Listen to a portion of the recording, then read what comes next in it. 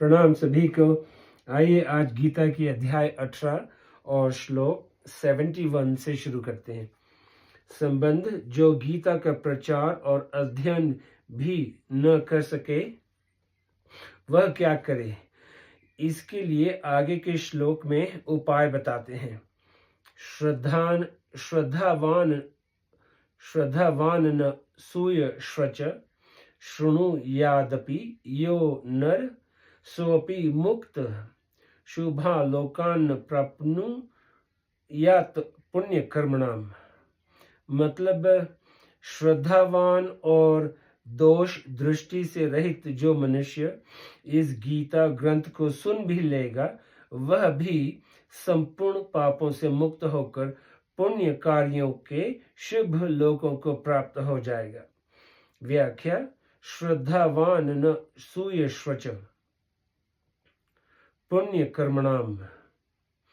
गीता की बातों को जैसा सुन ले उसको प्रत्यक्ष से भी बढ़कर पूज्य भाव सहित वैसा का वैसा मानने वाले का नाम श्रद्धावान है, और उन बातों में कहीं भी किसी भी विषय में कृष्ण मात्र में भी कमी न देखने वाले का नाम अनसूय है।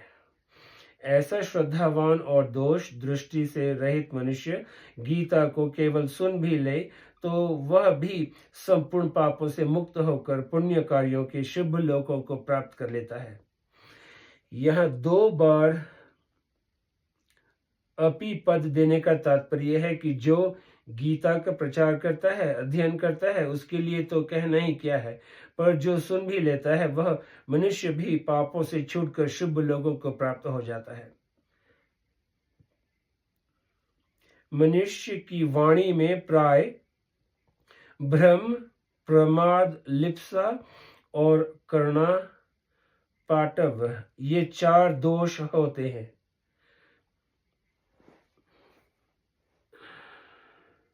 वक्ता जिस विषय का प्रतिपादन करता है उस विषय में वह बिल्कुल निसंदेह न हो, इसे भ्रम कहते हैं। दूसरा, वक्ता विवेचन में आलस्य, उपेक्षा, उदासीनता, तत्परता की कमी, लोग समझे या न समझे इसकी बेपरवाह करता है, इसे प्रमाद कहते हैं।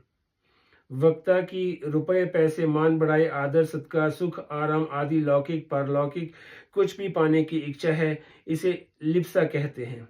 और वक्ता जिन इंद्रियां, मन, बुद्धि, वाणी आदि से अपने भाव प्रकट करता है उन करणों में पटुता, कुशलता नहीं है, और वह श्रोता की भाषा, भाव, योग्यता को नहीं जानता, इसे करुणा पाटव कहते हैं।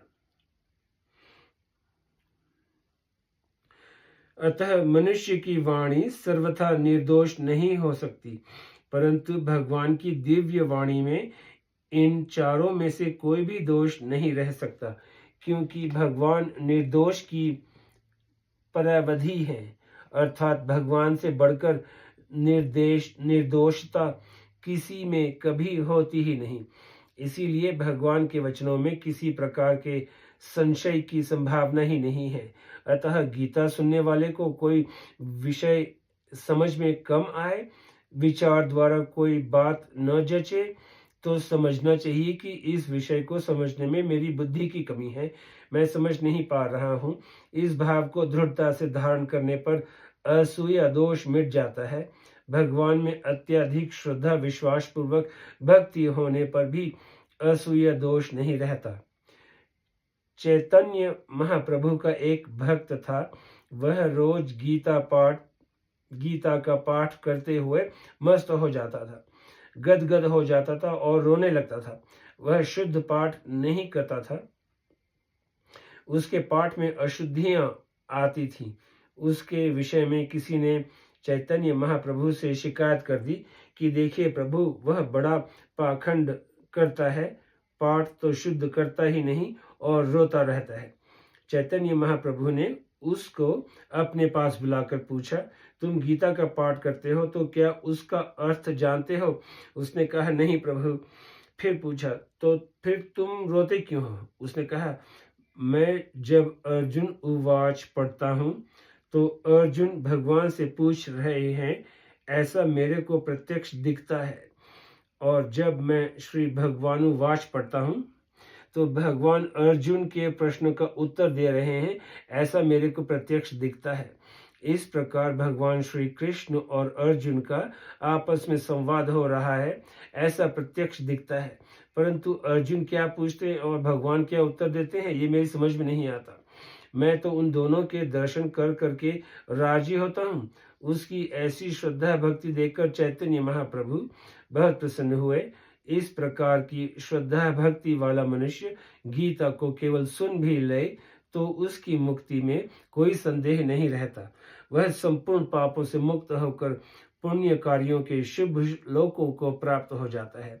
यह पुण्य कर्माणाम पद से सकाम भाव पूर्वक यज्ञ अनुष्ठान आदि पुण्य कर्म करने वालों को नहीं लेना चाहिए, क्योंकि भगवान ने उनको ऊंचा नहीं माना है। प्रत्युत उनके बारे में कहा है कि वे बार बार आवागमन को प्राप्त होते हैं। गीता, यहाँ उन पुण्य कर्म भक्तों को लेना चाहिए जिनको भगवान का प्रेम दर्शन आदि की प्राप्ति होती है। ऐसे पुण्य कर्म भक्तों को अपने अपने इष्ट के अनुसार वैकुंठ, साकेत, गोलोक, कैलाश आदि जिन दिव्य लोकों की प्राप्ति होती है, असूया दोष रहित श्रद्धावान पुरुष को गीता सुनने मात्र से उन लोगों की प्राप्ति हो जाती है। अब श्लोक 72 संबंध पूर्व श्लोक में गीता सुनने का महात्म्य बताकर अब अर्जुन की क्या स्थिति है, क्या दशा है आदि सब कुछ जानते हुए भी भगवान भगवत गीता श्रवण के महात्म्य को सबके सामने प्रकट करने के उद्देश्य से आगे के श्लोक में अर्जुन से प्रश्न करते हैं। कच्चिदेत चक्षुंत पार्थ तव्यय का ग्रहण चेतसा कच्चिद ज्ञान सम्मोह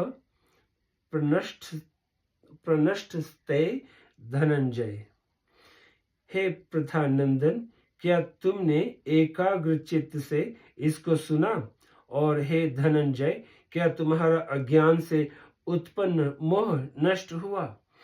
व्याख्या, कच्चिदेत चक्षुंत पार्थ तव्यय का ग्रहण चेतसा, एतत् शब्द अत्यंत समीप का वाचक होता है और यहाँ अत्यंत समीप 71वां श्लोक है। 69वें 70वें श्लोक में जो गीता का प्रचार और अध्ययन करने वाले की महिमा कही है, उस प्रचार और अध्ययन का तो अर्जुन के सामने कोई प्रश्न ही नहीं था। इसीलिए पीछे के 71वें श्लोक का लक्ष्य करके भगवान अर्जुन से कहते हैं कि मनुष्य श्रद्धा पूर्वक और दोष दृष्टि रहित होकर गीता सुने। यह बात तुमने ध्यान पूर्वक सुनी कि नहीं? अर्थात तुमने श्रद्धा पूर्वक और दोष दृष्टि रहित होकर गीता सुनी कि नहीं? एकाग्रेण चेतसा कहने का तात्पर्य है कि गीता में भी जिस अत्यंत गोपनीय रहस्य को अभी पहले 64वें श्लोक में कहने की प्रतिज्ञा की, 67वें श्लोक में इंद ते ना तपस्काय कहकर निषेध किया और मेरे वचनों में जिसको मैंने परम वचन कहा, उस सर्वगुहांतम शरणागति की बात को तुमने ध्यान पूर्वक सुना कि नहीं? उस पर ख्याल किया कि नहीं? कचिद ज्ञान सम्मोह प्रनष्टस्ते धनंजय। भगवान दूसरा प्रश्न करते हैं कि तुम्हारा अज्ञान से उत्पन्न हुआ मोह नष्ट हुआ कि नहीं?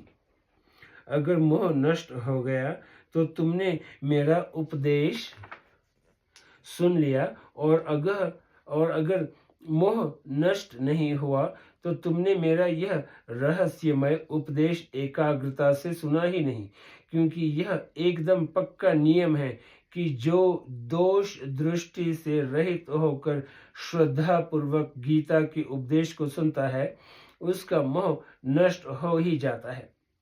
पार्थ, संबोधन देकर भगवान अपनेपन से बहुत प्यार से पूछ रहे हैं कि तुम्हारा मोह नष्ट हुआ कि नहीं। पहले अध्याय के 25वें श्लोक में भी भगवान ने अर्जुन को सुनने के उन्मुख करने के लिए पार्थ संबोधन देकर सबसे प्रथम बोलना आरंभ किया और कहा कि हे पार्थ, युद्ध के लिए इकट्ठे हुए इन कुटुंबियों को देखो।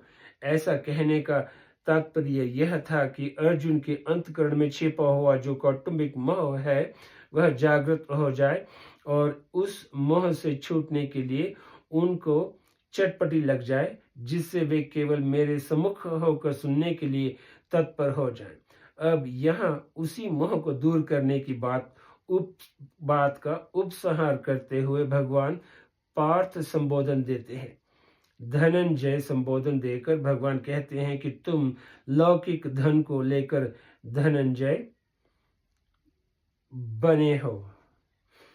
अब इस वास्तविक तत्व रूप धन को प्राप्त करके अपने मोह का नाश कर लो और सच्चे अर्थों में धनंजय बन जाओ। यहाँ श्लोक 72 समाप्त हुआ, फिर कल श्लोक 73 से शुरू करेंगे। आपका बहुत बहुत शुक्रिया। नमस्ते।